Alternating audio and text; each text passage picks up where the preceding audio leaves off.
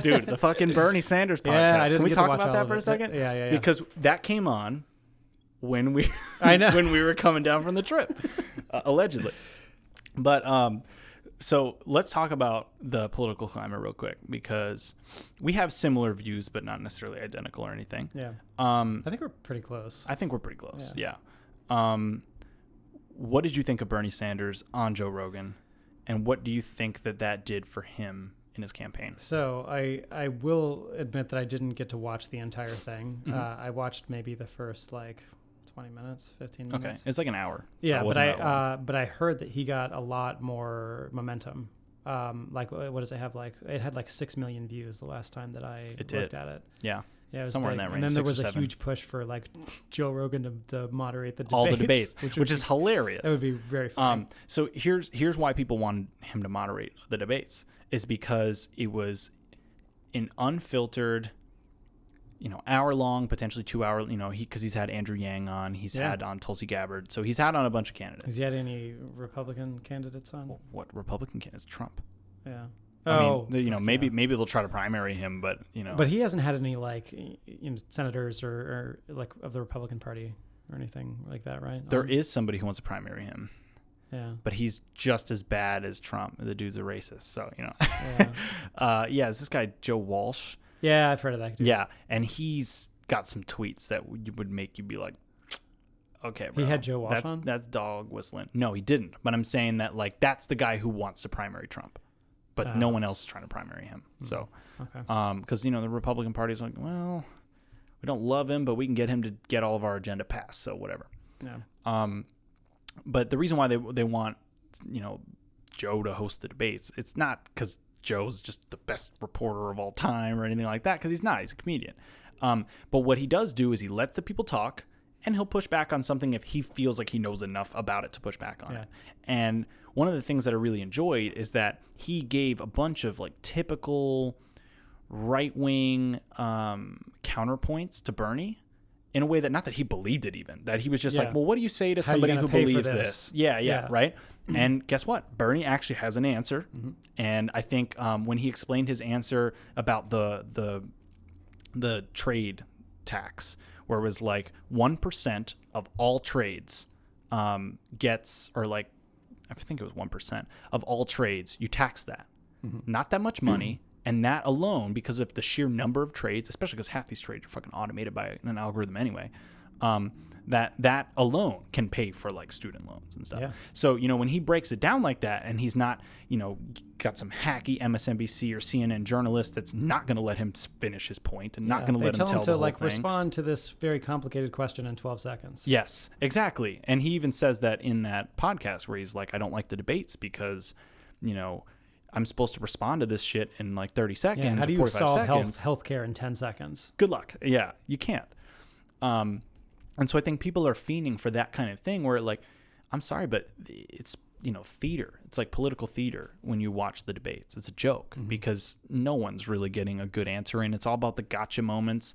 And what's hilarious is Bernie still got those gotcha moments without even planning them. I wrote the damn bill.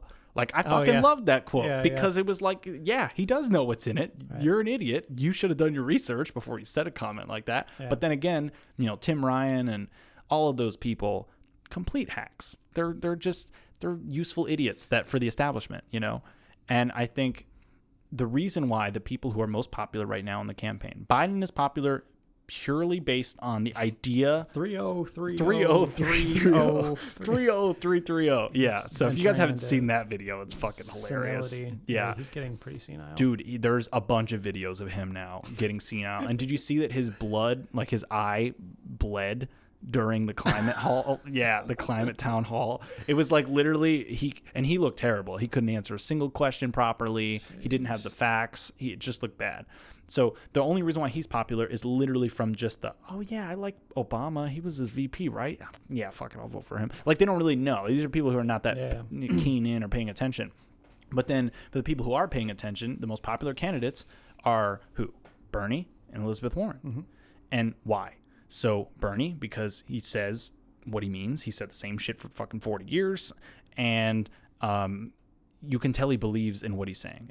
He's not saying it to be politically convenient. Some of his answers are not the most politically convenient ansers, but they're the ones that are the most thoughtful and are giving real attention. He's been a democratic socialist from forever. From day one. Yeah. And his whole platform is not radical at all. It's literally the same platform that FDR had, and that they tried to kill that momentum. Back, the establishment, meaning the establishment tried to kill the momentum back in the day because, they're not profiting in that scenario. The regular people were, but they're not going to. So he's popular. Elizabeth Warren is popular because she uses that same rhetoric. I don't believe she has the same convictions at all. Yeah. I don't believe that she truly will fight for half of these things. I think she'll fight for some of them. Some of them I think she genuinely is very passionate about and won't cave on. But I think there's plenty of them that she'll just, I'll play ball. She's not really going to fight for Medicare for all. Right. She's not going to. Mm-hmm. She might, if it works and she's got enough momentum that she could do it, she'll do it. She's pretty serious about the student loan. She's serious about student loan, which is good. I'll take it, And if it came down to it and I had to vote for her, I would, But if you elect Joe Biden, if the establishment forces Joe Biden as the candidate, dude, don't tell me you're not going to vote. Please don't. I don't think I would, man. Really? I don't think I'd vote for him. I couldn't. Well, who would you vote for?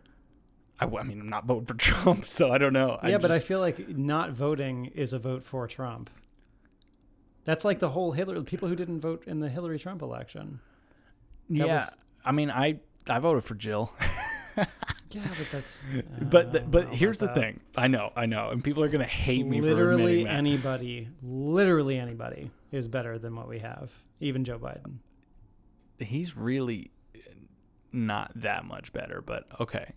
But so here, as far as policy, or as far as far as policy, because the reason why is because Joe Biden has been wrong on every single issue ever. For the history of his whole political career. He's been wrong literally every single time. Every single major issue, if you look at his votes, he's on the wrong side of history. Mm-hmm. Segregation, he got the whole busing thing. Yes. He was against busing. Yes, he was against busing. He was against, so he was for the crime bill, which ended up basically just punishing poor Black and Latino communities. Yeah. He voted for the Iraq War. I mean, he voted for, I forgot what, there's some bill in the finance world that was basically great for bankers, bad for regular people. He voted for that. There's so many different things that I could just list to you endlessly that he might as well be a Republican. And so he would be a more competent Republican, basically. That's what I see him as. Yeah. And maybe on social issues, he's fucking fine. But even that, he was not on because of segregation. But if he's fine on social issues right now, I would take it over what we have. I would take it over what we have, but I wouldn't vote for it. I think so. I'm going to say Joe Biden is more coherent than Trump. Barely. I think. Barely. But that's still barely. So Trump is such a low bar that everyone's more competent. Right. That's what I'm saying. I know that's fair. He is so empty of content when he says he bullshits to an unreasonable degree. Yeah. Oh, yeah. He's just in the room at the moment, and even then, he's barely there. It's shocking. Yeah. And in fact, his brain is deteriorated dramatically. Yeah. And if you actually watch him speaking now compared to when he was campaigning for presidency, you can see the decline. But the same thing is happening with Joe Biden. And that's my point, is that Joe Biden's mind is also really going really fast. Yeah. And the more videos I see, the 3-0, 3-3-0, that is just the tip of the iceberg with all the gaffes that he's had. Yeah. And so if you put him again, if the establishment wants to put another Hillary Clinton 2.0, and I would argue he's actually worse than Hillary Clinton. I honestly do think he's worse than Hillary Clinton, and Hillary Clinton didn't get elected. Okay. So if Biden's worse and they want to push him forward, then my response to the establishment is fuck you. That's my response to the establishment. So if they cheat Bernie out of this again, or they even cheat Elizabeth Warren, who is arguably still an establishment candidate, but albeit the most liberal establishment candidate, even more liberal than Obama, who was not liberal at all, by the way. But if they fuck either one of them out of it, when the will of the people is clearly, the momentum, the actual support is clearly in those two camps. Which, by the way, the constitution of each political candidate is very interesting how it breaks down. So with Elizabeth Warren, her candidacy is very white. The people that like her, very white, very educated. No, really. Literally, when you do the breakdown, very white, very college educated. Yeah. That's her people. Okay. Bernie is a little bit more diverse. Bernie's got kind of the regular, the poor, the downtrodden. He's got those people, and he definitely has college-educated people too. But it's not super white. He's actually got a pretty diverse following. And I would argue that the winning ticket is both of them. Make one president, one VP. Yeah. And if they don't do that, they're fucking stupid. Yeah. Because those are that you got two 20%ers right now, right? It's a three-way tie of like 20% for Biden, which again is falling and keeps falling and is going to continue to fall. Then you have Warren and Sanders that are both at like 20%, 17, 18%, right? In terms of the polling right now. So you got two people polling at solid percentage and their brain isn't going. Bernie's old, but his brain is sharp as fuck. Yeah, honestly, he's sharper this time around than he ever was before. Right. So you can't make that argument with him. I've heard people that we used to work with, I've heard them say, oh, well, Bernie's too old. I'm like, I remember hearing that too. I don't think that's a stupid argument because Biden's too old. Is Biden younger than him? By a year, maybe. I don't know. I don't even think he's that much younger than him. I think he's like the same age. So, and Biden looks worse to me than Sanders does. So my argument is that if you want a winning ticket, you really needed to just combine Warren and Sanders. And that's a compromise between the establishment and the true progressives, right? Mm-hmm. And I think people will be happy with that ticket. Yeah. No matter how you flip it. No matter who you want to make the presidential candidate, who you make the VP. So if Warren wins the candidacy, the worst thing they could do is be like, yeah, fuck Bernie. Because Bernie's the guy, he's the only one who actually has real momentum. Ooh, shit. That only has like real momentum on his side, right? We're talking like the only one who actually is grassroots people. He's got the most donations out of any candidate. That's where the support is. So like it or not, the people matter. You know, the politicians want to pretend like it's the people's fault for not voting for them. And it's like, no, it isn't. It's your fault for not being good enough to be worth voting for. Mm-hmm. You know, and if people see somebody that they believe in, then they're going to go vote for them. They will. Like I would be there on day one to vote. If I knew I was able to vote for Bernie over Trump, dude, it would be like I would run in there happy and like, yeah, but if we're it about was to Biden, kill you it. wouldn't do if it. it was Biden, I'd be like, dude, fuck this guy. Yeah, literally. I know, and I know I'm going to get flack for that. The difference between Biden and Trump, Biden, I don't think is a malignantly petty, racist, horrible person. No, he's not. He's not. On that level, he's not. Right, But policy-wise, he's going to be slightly better, but still kind of bad. And he's not good for the environment either. His opinion on environmental stuff is he doesn't really believe in global warming either. If you actually look at what he does. Vote for slightly better policy and better person. I would just let other people vote for that guy. That's what happened with Hillary and Trump. Exactly, which is why I'm saying don't put him up. Establishment, if you're listening, which I know you're not, don't put him up because he will lose. He will lose. Mark my words, he will lose. If you put Biden up, he will lose. 100%. No doubt about it, he will not win. And the reason why is because he continues to tank.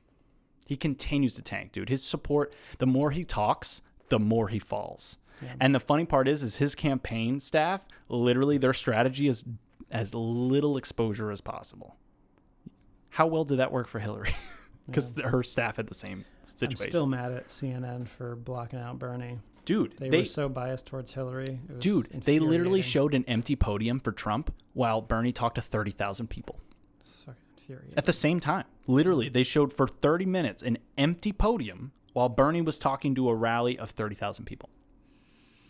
So again, momentum. You got to think about where is the support? Where are the regular people? I don't care what some fucking analyst on MSNBC or CNN's opinion is, because these motherfuckers are rich. They've hung out with nothing but rich people, and they get the echo chamber of rich people, which guess what? Are not in favor of the shit that's going to help regular people. Why? Because the current system's really helping rich people right now. For sure. So everybody on TV, all those people, you know, in order to get into the media world, guess how you do it? You have rich parents, and you can afford to live in New York on $12 an hour. Right. No one else can. A poor person can't do that. I can tell you that right now. You're not working your way up in the media world if you're poor and you got to live in a major city. You're just not going to do it because they're not going to pay you enough money to live off of it. But if you got a rich parent, you can afford it. Man. So my point is, and I'm going to get a lot of flack for this podcast because of this shit, but it's what I believe and this is what I stand for, because I just don't believe that we can just continue. Like, the establishment thinks that you can just keep continuing to just fuck the people and like, well, just give them crumbs and like they'll just have to deal with it. No, we've hit the point. The fact that Trump got elected should be our wake up call. We can't keep doing that because you're going to end in complete chaos. We're going to end in civil unrest. We're going to have people rioting in the streets if we don't fucking do something about it. And the only way to do something about it is to actually start putting people in power that will make certain changes that will actually better the lives of people. But I think you should make smart decisions on the way to doing that. Sure. And the smart decision is don't put Biden as the candidate. I don't disagree with anything that you said. No super delegates should be putting their vote towards Biden. Put it towards Warren. If you really want an establishment candidate and you really are just opposed to fundamental change in the system that's fundamentally broken, which is why we got Trump in the first place, then whatever, man. But then put up Warren, because she's got a better chance. I'd actually vote for her, even though I don't think, like, she's not Bernie Sanders, and I hate that people keep saying, oh, but she's basically Bernie. No, she isn't. And when you break it down by policy, she's really not, like, at all. But she is the best establishment candidate I've ever seen in terms of, like, still clearly being part of the in-party, but willing to give more bones to the regular people, for sure. Yeah. But we don't need that. What we need is fundamental, radical change in this country of certain elements. It's not, you don't have to change the whole system to fix some of the major broken parts. You just have to fix those major broken parts. And one of them's healthcare. And I've said this 1,000 times in this podcast, but we talked about that last time. Yeah. Healthcare is just the number one thing. That's a no-brainer. It's a no-brainer. I feel like that's a no-brainer. Literally a no-brainer. And then the other one is going to be, to me, is going to be properly taxing corporations and the rich. For sure. You know, that doesn't cover, I'm not one of those people who's like, oh yeah, if you just do that, that covers all of our bills. No, but it does start making the flow of money, the velocity of money, as an economist would say, more in the direction of people spending money. Because right now, nobody has any money to spend.